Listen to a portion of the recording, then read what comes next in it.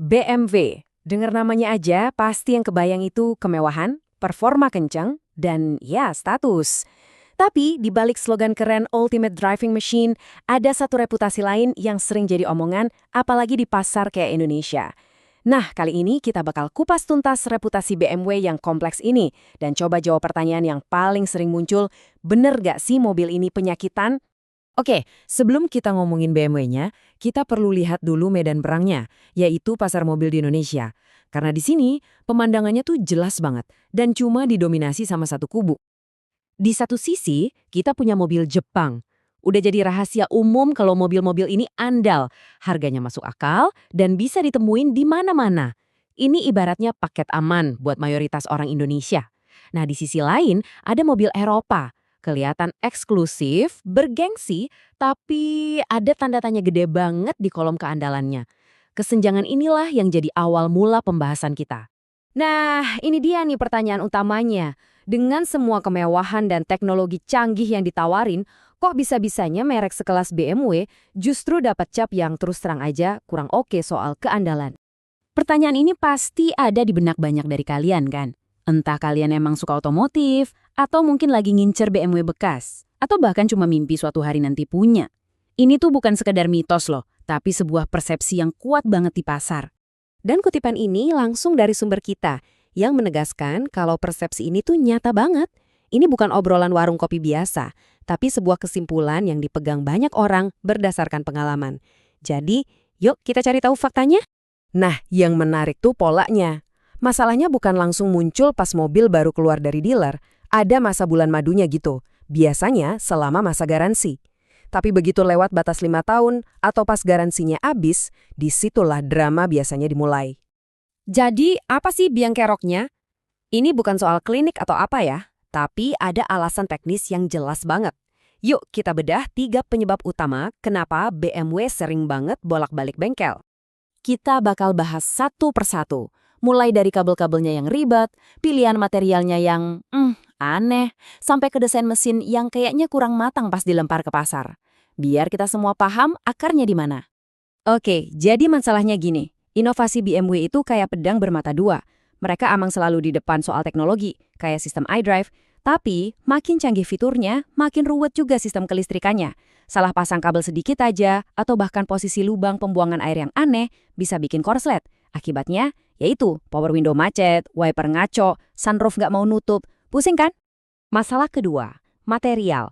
Ini agak aneh sih, BMW itu suka banget pakai komponen plastik di area mesin yang panas banget dan super penting. Para mekanik udah pasti geleng-geleng kepala lihat ini. Gimana enggak, plastik ketemu panas dan getaran terus-terusan, ya lama-lama pasti getas, retak, terus rusak. Nah, lihat deh tabel ini. Ini bukti nyatanya. Selang sistem pendingin, water pump, rumah termostat, semuanya dari plastik. Ini bagian-bagian vital loh. Kalau salah satunya pecah atau rusak, resikonya bisa serius banget. Mulai dari bocor sampai mesin overheat. Ngeri. Oke, kelistrikan udah, material udah. Poin ketiga, ini soal desain yang kayaknya kurang mateng pas diluncurin ke pasar. Contoh paling legendaris ya mesin diesel N47. Di atas kertas, performanya juara, kencang tapi irit. Tapi di dunia nyata, ternyata ada satu bom waktu di dalamnya. Bom waktunya itu adalah timing belt-nya. Komponen ini super penting, tugasnya menyelaraskan semua gerakan di dalam mesin. Nah, di mesin N47 ini, timing belt-nya terkenal gampang putus dan seringnya tanpa gejala apa-apa. Terus kalau sampai putus, ya udah, wassalam. Mesinnya bisa hancur total.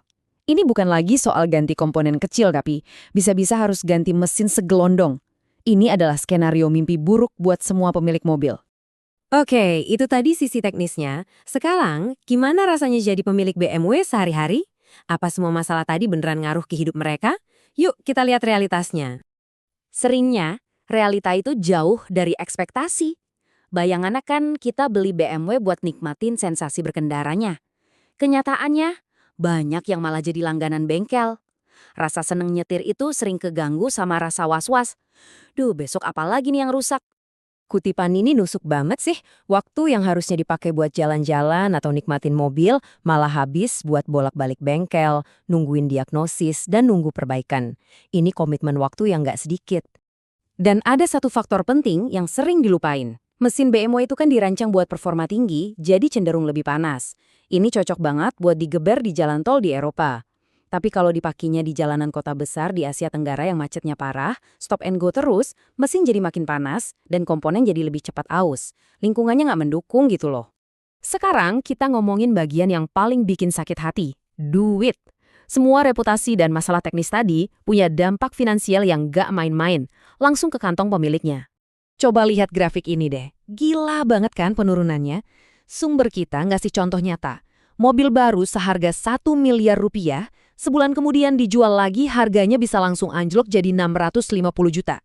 Itu karena pasar udah tahu reputasinya, risiko perawatannya mahal, jadi harga bekasnya jatuh bebas.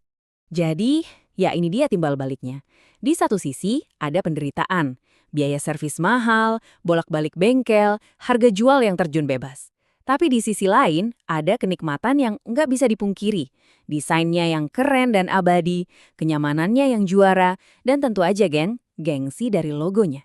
Dan inilah alasan kenapa orang tetap aja cinta sama BMW. Mobilnya yang umurnya udah 20 tahun aja, kadang masih terasa lebih modern dan nyaman dibanding mobil-mobil baru sekarang. Desainnya itu loh, nggak lekang oleh waktu. Dan pas mobilnya lagi sehat, sensasi nyetirnya emang beda. Jadi kita balik lagi ke sini. Nggak ada jawaban yang gampang, nggak ada yang salah atau benar. BMW itu nawarin sebuah pertukaran, kemewahan dan performa luar biasa dengan imbalan biaya dan potensi pusing kepala yang lumayan. Pada akhirnya, apakah itu sepadan? Itu pilihan yang sangat pribadi, tergantung apa yang kalian cari dan apa yang siap kalian hadapi. Cuma kalian yang bisa jawab.